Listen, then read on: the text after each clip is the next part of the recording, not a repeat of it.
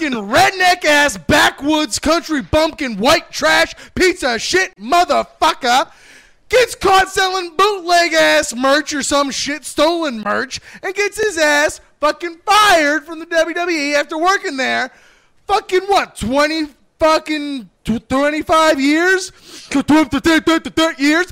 That's so you can understand it, Earl Hebner. For Christ's sake, you went all the way back and you were fucking twin referees with your brother. That's the original Twin Magic, bitch. and then you just fuck it in the ass. What's Dave Hebner doing right now? Still selling bootleg merch, probably. Good for him. Earl, on the other hand, can suck my striped cock.